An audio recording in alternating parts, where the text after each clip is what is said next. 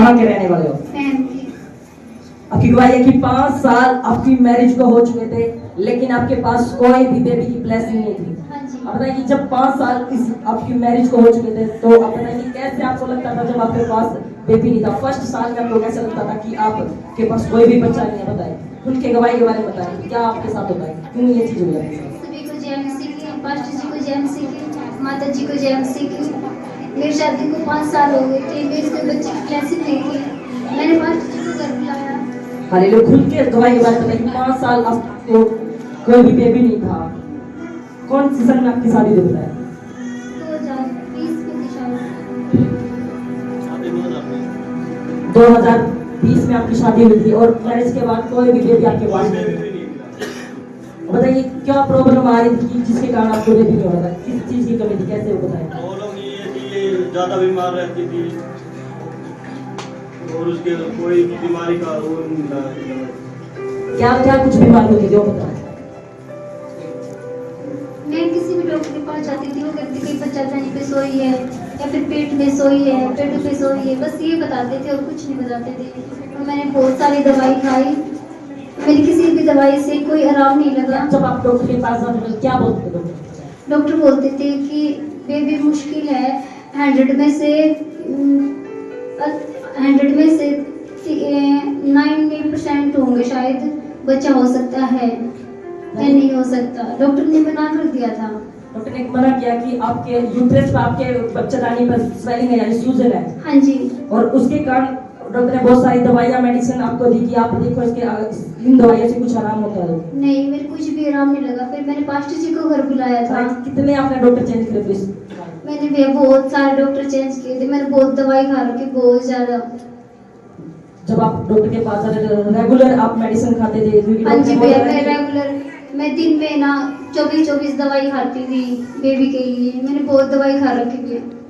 यानी आप चाहते थे कि 5 साल आपकी मैरिज को लगातार फर्स्ट साल आपको कैसे लगा कि क्या प्रॉब्लम आई कि आपकी मैरिज में कि आपको बेबी नहीं हो पाया? कैसे आपको लगा कि मैं डॉक्टर के पास भी गई और मेडिसिन भी ली, क्योंकि जब भी डॉक्टर के पास मैं जाती थी तो डॉक्टर बोलता था कि यूट्रस पर यानी बच्चेदानी पे स्वेलिंग है या सूजन है। हाँ जी।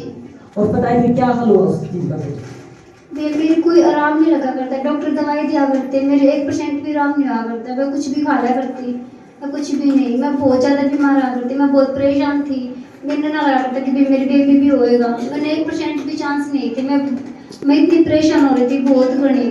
पर पास्टर जी बहुत ज़्यादा ये परेशान थे। आप बताइए जब ये चीज़ें आपके साथ थी तो फैमिली क्या बोलती थी फिर उस टाइम?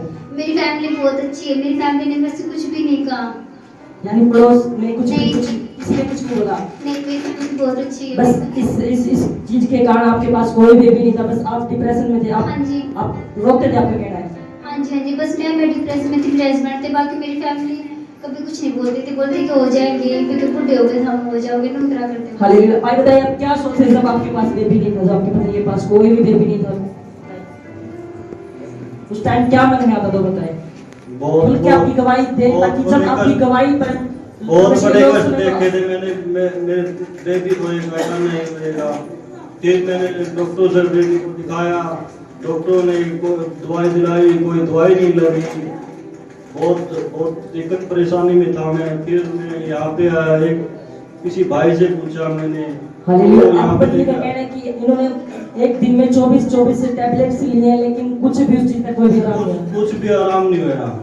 मतलब आपने बहुत सारे डॉक्टर मैंने चेंज किए और इतनी हैवी डोज की मेडिसिन खाई है, कुछ भी कोई फर्क नहीं पड़ा। बहुत दवाई खाई, कुछ फर्क नहीं किया उन चीजों का। अब कहना कि आप बहुत ज्यादा दुखी रहते थे क्योंकि आपके फैमिली में ऐसा कोई ऐसे बोलता तो नहीं था, लेकिन आपको खुद ऐसा फील होता था कि हमारे पास नहीं। हमें तो प्रभु पे विश्वास था, हम तो प्रभु पे विश्वास रखते थे, बस प्रभु ने दिया हमें। प्रभु में आप चर्च के आने से पहले बताइए क्या आपके साथ होता था?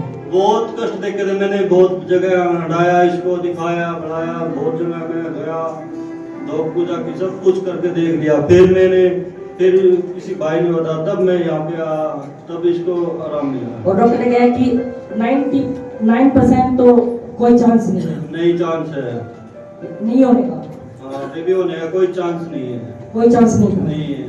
लेकिन आप कहना कि जब आप रेगुलर आपकी पत्नी को मेडिसिन खिलाते रहे, कोई भी फर्क नहीं, यूट्रस तक कोई स्वेलिंग खत्म ही नहीं हुई। कुछ नहीं हुआ।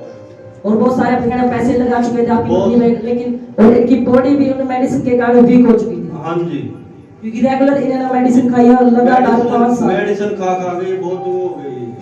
वीक हो चुके थे और हमें कहना कि ब्लड भी इनके अंदर कम हो गया था। हाँ जी, बताइए कितना ब्लड कम होगा, तो बताइए वजन तो इसमें कुछ नहीं था जी।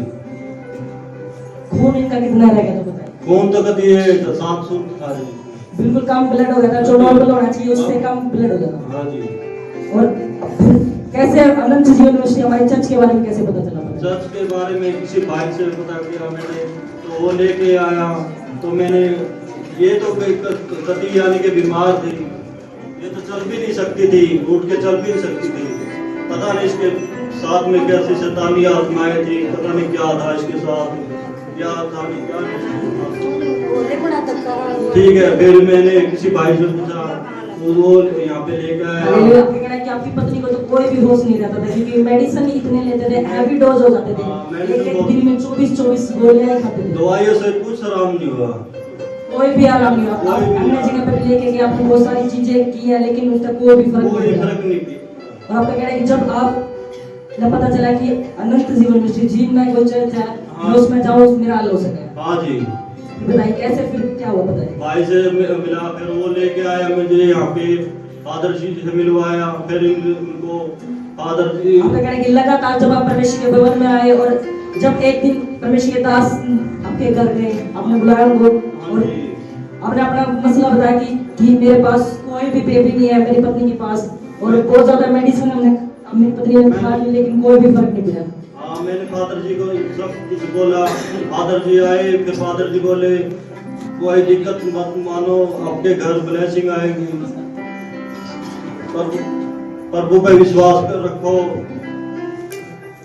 और जब परमेश्वर के नबी ने कहा कि आप किसी भी बात की चिंता ना करो, प्रभु आपके साथ है। हाँ जी, जैसे सबसे पहले क्या कि जब हन्ना परमेश्वर के भवन में गई और वो प्रार्थना कर रही थी, उसके होंठ होंठ बस चल रहे थे, लेकिन कोई आवाज नहीं आ रही थी। कोई बात नहीं। और जब परमेश्वर के दास याजक ने कहा कि तू क्या नशे में है कि तू ऐसे प्रार्थना कर रही है, उसने कहा कि नहीं, मैं परमेश्वर के दास, मैं नशे में नहीं हूँ, मैं अपने मसले का हल मैं परमेश्वर को बोल रही हूँ। और परमेश्वर के दास ने कहा कि क्या तेरे पास नहीं है, उसने कहा कि मेरे पास कोई भी संतान नहीं है।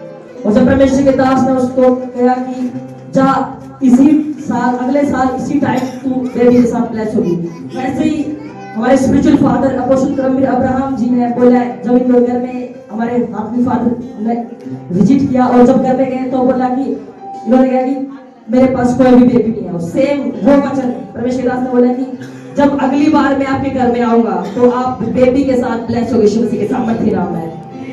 एक बार बड़ी तारीफ करिए परमेश्वर की जोर से, हालेलुया। और इनका कहना है वो सेम वर्ड जब परमेश्वर के दास के मुंह से निकले और इन्होंने ग्रहण किए, जो भी कमियां थी, जो भी दवाई लेने से नहीं जा रही थी सिस्टम के अंदर से, जब परमेश्वर के नबी ने ये वर्ड रिलीज किया और इनकी लाइफ में काम होना स्टार्ट हुआ, और फिर आपने चेक किया तो क्या रिपोर्ट आई? फिर जब प्रार्थना करने के बाद जब परमेश्वर के नबी ने बोला कि आप इसी अगले साल जब हम आएंगे तो आपके घर में बेबी होगा, तो जब बोलने के बाद कुछ टाइम में क्या रिपोर्ट थी आपकी, बताइए। मेरी रिपोर्ट पॉजिटिव आई थी। एक बार तारीफ करिए परमेश्वर की जोर से, हालेलुया।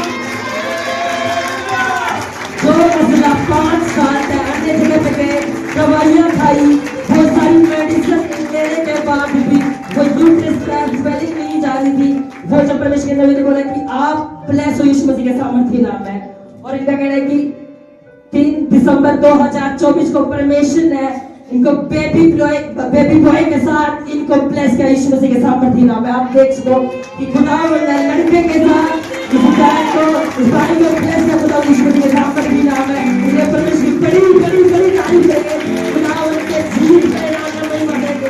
हालेलुया। जोर से तारीफ करें, जोर से जीसस को बड़े परमेश्वर की बड़ी तारीफ करें।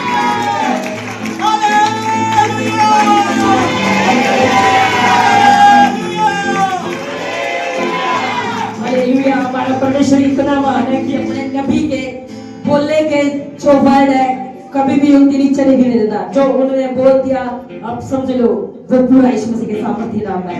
इसलिए आपकी कोशिश होनी चाहिए आप परमेश्वर के नबी के साथ अच्छी रीति वफादारी के साथ जुड़े रहो, ताकि जब खुदा के नबी बोले और वो आपकी लाइफ में दिखाई यीशु मसीह के सामर्थ्य नाम है। सेम वर्ड जब परमेश्वर के नबी ने बोले इनकी लाइफ में और आप देखो ब्लेसिंग इनकी लाइफ में उतर चुकी है यीशु मसीह के सामर्थ्य नाम है। तो परमेश्वर जोर से तारीफ करेंगे।